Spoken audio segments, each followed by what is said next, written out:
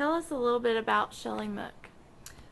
Shelley is a parent of one of our students here, and she was one of those parents who volunteered all the time. Anytime we had anything here at school, she was always willing and ready to volunteer.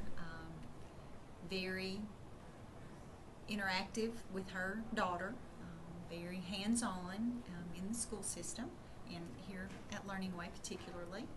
And just one of those people who lit up the room. Just a very vibrant, wonderful mother, and very caring, loving person. Can you tell us about Lily's current situation and who she's staying with?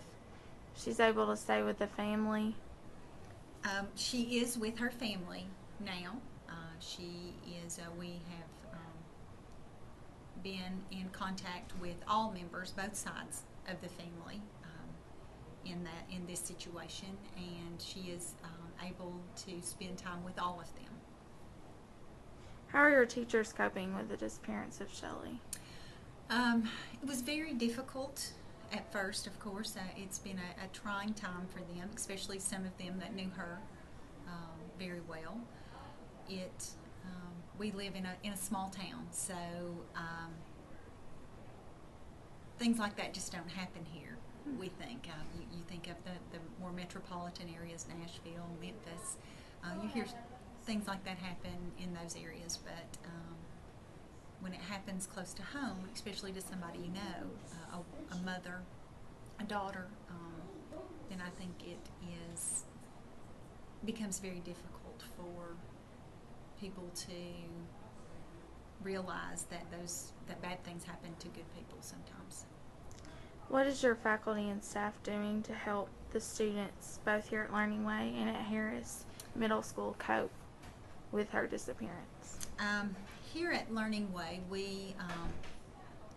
the teachers and I, we had a meeting with our faculty here on Wednesday, that first Wednesday that she went missing, just to let them know what was happening.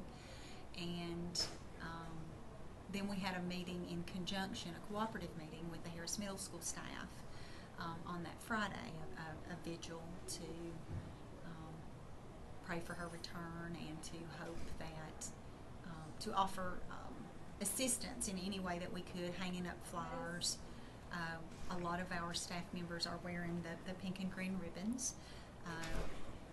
We have offered our counselor to the principal at the middle school in any time that they need additional counseling services, for those to be offered to our students, their students as well. Our students are kind of young. Most of them don't watch the news, so we've had a few questions about some things, but our children are not on a day-to-day basis asking questions and having those kinds of issues with that. Are you aware of what the Shelbyville Police Department is doing to help find Mook? Not really. You know, they're, I guess, in any open investigation, very closed mouthed about those kinds of things. We have been cooperating with them when necessary, just answering general questions.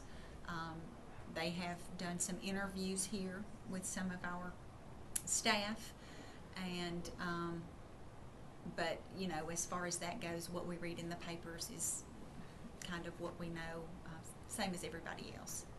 And what can the public do to help support the family and help find Shelley Mook? Well, you know, financial assistance is one of the things that we're helping with. Mm-hmm. They sell the ribbons next door, and we've sold them here, as well as the bracelets, to help fund her parents, her mom being able, and her family being able to be here. Coming from out of state, I think, makes it dually difficult on them.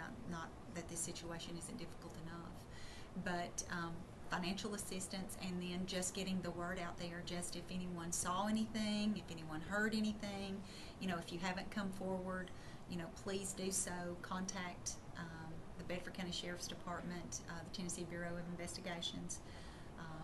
both of those, I think the Rutherford County Sheriff's Department as well is working in conjunction with all of those agencies in the efforts to try to find Shelley.